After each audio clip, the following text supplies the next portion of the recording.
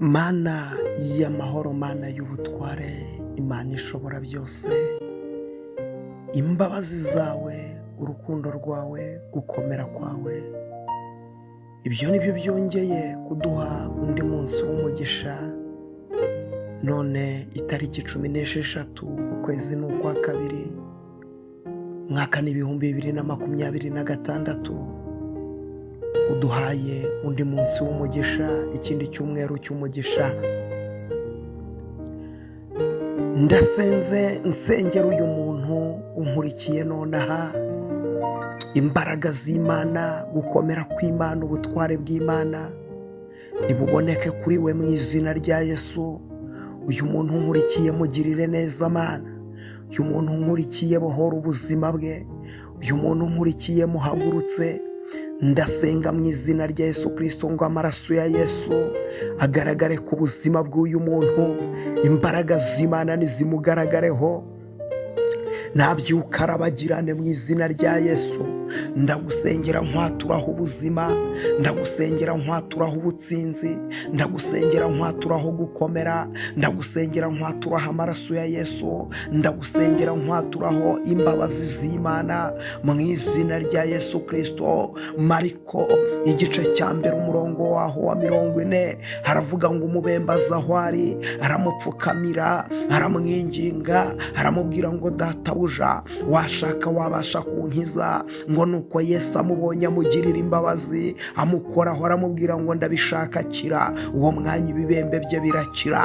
Nanjye aya masaha ndagusengeye, hari ikibembe umaranye iminsi, hari ikibembe cyakugoye, hari ikibembe cyakuruhije, cyarunanije ubuzima bwawe. Icyo kibembe ukimaranye imyaka, ni ikibembe cy'uburwayi, ni ikibembe cy'amadeni, ni ikibembe cy'igisuzuguriro, ni ikibembe cy'abarozi bakuroga, hari ikibembe cy'abakuvuga nabi, ikibembe cy'abatakwemera. Umva mvugane nawe, wahejejwe inyuma, ubuzima bwawe bwarapfukiranywe, ubuzima bwawe bwaratsikamiwe, ubuzima bwawe bwambuwe ijambo, ubuzima bwawe bwambuwe agaciro. Ariko mu izina rya Yesu, hayizoni mashando wiribirifa, aya masaha ndagusengera, imbaraga z'Imana ziboneke kuri wowe, ubutware bw'Imana buboneke kuri wowe mu izina rya Yesu. Yesu ngamubonye amugirira imbabazi, nawe Yesu akugirira imbabazi. Akira imbabazi z'Imana, imbabazi zigukuraho ikibembe, imbabazi zigukuraho uburetwa, imbabazi zigukuraho igisuzuguriro. Imbabazi za Yesu nizigeze mu buzima bwawe zirahindura byose. Izi mbabazi ndazigusabiye, imbabazi z'Imana nizikubeho, imbabazi z'Imana nizikugaragareho, imbabazi z'Imana zibe mu buzima bwawe mu izina rya Yesu Kristo. None ahangaha ndagusengera imbabazi z'Imana zigukureho uburetwa. Yesu akore ku buzima bwawe, Yesu akore ku kibazo cyawe, Yesu akore ku ntambara yawe. Yewe umaze igihe urwaye we, ndagusengera none hakira gukira. Umaze igihe kinini urwaye kanseri,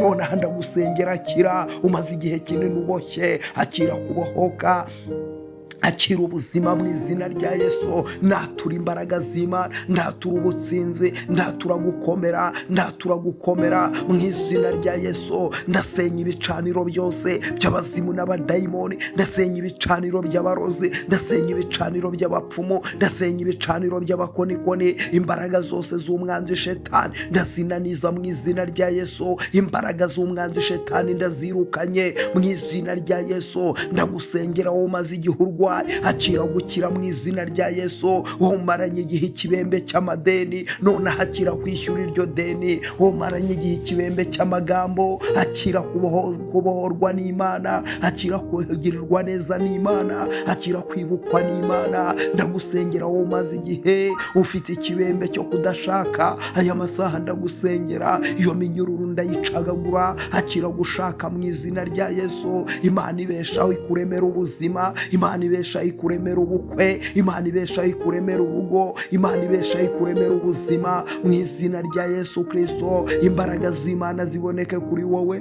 imbaraga z'Imana zikugaragareho. Uwiteka Nyirimpuhwe Nyirimbabazi hagaragare mu byawe, hagaragare mu buzima bwawe, hagaragare mu mibereho yawe, hagaragare mu iterambere ryawe. Uwiteka Nyiringabo aguhagurutse, Uwiteka Nyiringabo agukomeze, Uwiteka Nyiringabo akubake, Uwiteka Nyiringabo akumara umubabaro, Uwiteka Nyiringabo akumara agahinda mu izina rya Yesu Kristo. Ndagusengera wowe umaze igihe urugo rwawe rurimo umuraba, imbaraga z'Imana nizigaragare ku buzima bwawe. Uyu muraba ndawuhagarika mu mbaraga z'amaraso ya Yesu. Hayizoni mashando wiribirifa lelebotaini nitopevoniya. Uyu muraba ndawuhagaritse mu mbaraga z'amaraso ya Yesu Kristo. Imana ibeshaho yongere yubaka urugo rwawe. Ndagusengera wowe umaze igihe ufite ikibazo cy'abana bawe, Satani yabatwaye ubwenge. Aba bana ndabasengeye, ubwenge bwabo nibugaruke, ibitekerezo byabo nibigaruke. Abana bawe mu ishuri bakire kwigishwa n'Imana mu izina rya Yesu Kristo. Amaraso ya Yesu Kristo ababonekeho, amaraso ya Yesu Kristo ababeho,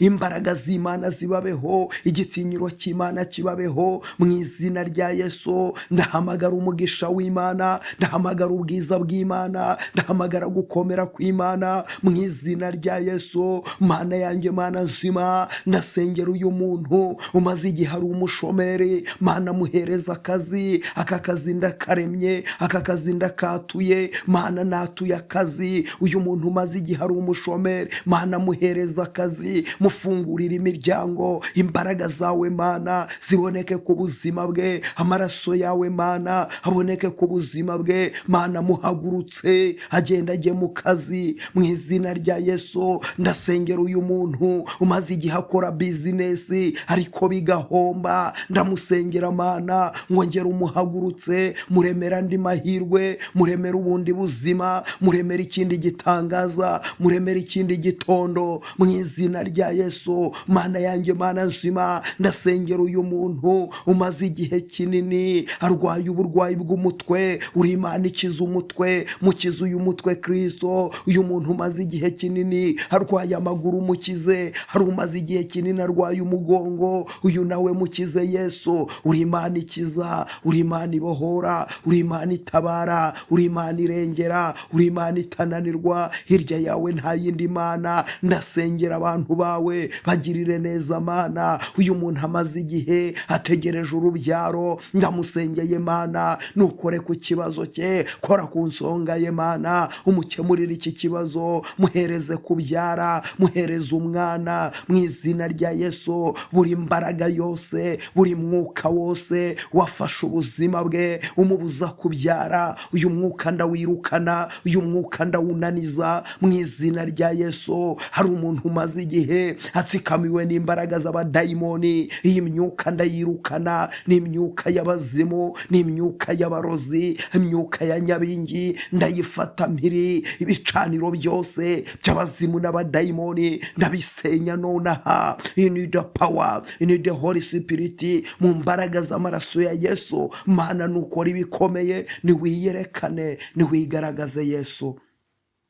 Urakoze Mana, iki cyumweru tutangiye, nurengera ubwoko bwawe, nubahereza umugisha, nubagirire neza, nubabambira amahema, nubahereza ubuzima mu izina rya Yesu. Abaguye babyutse, abasubiye inyuma Mana, nuwongere ubagarure mu izina rya Yesu. Hari abaririmbyi baririmbaga ubu babivuyemo, hari abavuga butumwa babivuyemo, hari abashumba babivuyemo, ariko abo bose ongera ubambike imbaraga, ubagarure mu murimo wawe, kuko uri Imana igira imbabazi. Urakoze Mana kubagiriye neza ukabarengera, kandi urakoze kutabaye ubwoko bwawe, kandi urakoze Mana kugiye kurema amashimwe, izina ryo rigahabwa icyubahiro. Urakoze, ni mu izina ryo rya Yesu Kristo, amen. Imana iguha umugisha, Imana ikugirire neza. Byuka urabagirane kuko umucyo wawe uje. Utari wakora subscribe yikore. Reba ko wakoze subscribe. Utarayikora yikora, Imana iguha umugisha. Ukiyikora Imana iguha umugisha. Nukuri ukiyikora Imana iguha umugisha, ikugirire neza, Imana ikwibuke. Reba ko wakoze like, ushyireho komenti yawe, wandike utamena niba isengesho rigufashije. Ntugende utanditse amena. Kandi Uwiteka Yesu wabambwe ku musaraba nawe nakureba akugirira imbabazi. Nari mvuze ngo Yesu akugirira imbabazi, Yesu akugirira ubuntu, Yesu akugirira ubuntu, Yesu akugirira imbabazi. Yesu akurebe neza, Yesu akwishimire, Yesu akunezeze. Umugisha w'Imana ukubonekeho uhereye none ukageza iteka ryose. Shalom, shalom.